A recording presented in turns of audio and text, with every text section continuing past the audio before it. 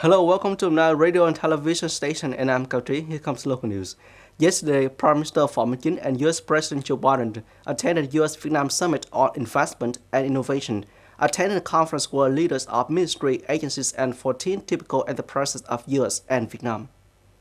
At the summit, Prime Minister Phạm Minh Chính and U.S. President Joe Biden agreed to make technology, innovation, and investment truly new pillars of the U.S.-Vietnam comprehensive strategic partnership. President Joe Biden affirmed that in a sincere spirit, the United States will cooperate and support Vietnam to fully seize its potential opportunities, request Vietnam in general and Vietnamese enterprises in particular to continue to cooperate closely, especially in areas such as science and technology, innovation, semiconductor industry, green transformation, combating climate change, and strengthening human resources, especially strengthening regional and global supply chains. Many enterprises are in need of recruiting skilled workers, employees with college and university degrees. This is the assessment of representative of the Alumni Employment Service Center at the 12th Provincial Job Exchange floor held yesterday. At this job exchange, many enterprises recruited a large number of workers to serve the needs of expanding production from now until the end of the year. According to representative of the Alumni Employment Service Center, this September, the recruitment demand at the floor was over 2,000 employees. Unskilled workers accounted for 80%. For this work, the center staff has directly connected them with enterprises having demand for recruitment. According to Ms. Trần Thị Thùy Trâm, Director of the Alumni Employment Service Center, the recruitment trend of enterprises at the floor is to recruit highly qualified employees such as interpreters, chief accountants, factory managers, and etc., not just recruiting unskilled workers as before. The latest statistical data from General Department of Customs show that in 8 months of this year, Vietnam's rice export reached nearly 6 million tons, which is the highest level ever.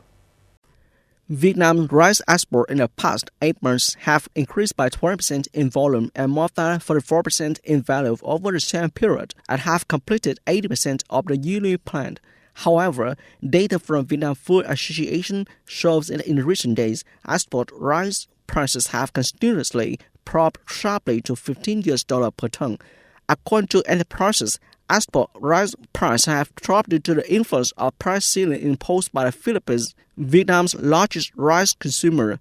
On the positive side, the decrease in export rice prices will help enterprises have easier access to importers. It is forecast that in the last months of the year, Vietnam's rice export will still be boosted by the number of orders from many new markets. Yesterday, the United States marked the 22nd anniversary of September 11th terrorist attacks. Speaking on this occasion, President Joe Biden called on people to remember the victims of the incident by rejecting extremism and upholding the spirit of solidarity. Speaking to thousands of military personnel at base Elmendorf Jackson in Alaska, Mr. Biden said, "It shouldn't take a national tragedy to remind us of the power of national unity, but that's how we truly honor those who lost on September 11th." In his speech, Biden urged Americans not to succumb to Tass's idea rooted in differences and division. On September 11th, 20 years ago, hijackers seized control of 4 jetliners. Then 2 planes crashed into the Twin Towers at the World Trade Center in New York. One plane crashed into the Pentagon. These 2 incidents left nearly 3,000 people dead. The 4th plane crashed into a field in Pennsylvania. In Libya, authorities said yesterday at least 150 people were killed when unusual flooding hit the country's east. According to Mohammed Massoud, spokesman for Hamad Benghazi-based administration, the flooding occurred after Storm Daniel swept across the Mediterranean, bringing torrential rains to the district of Derna and Jebel al-Qadat, an Omar suburb of Benghazi city. Mr. Marshall added that in addition to a number of casualties, material damage was also massive. In a remote area, hundreds of residents are believed to still be trapped. Mr. Marshall said authorities are losing contact with 9 soldiers during rescue operations. That's all for today. Thank you for watching and goodbye.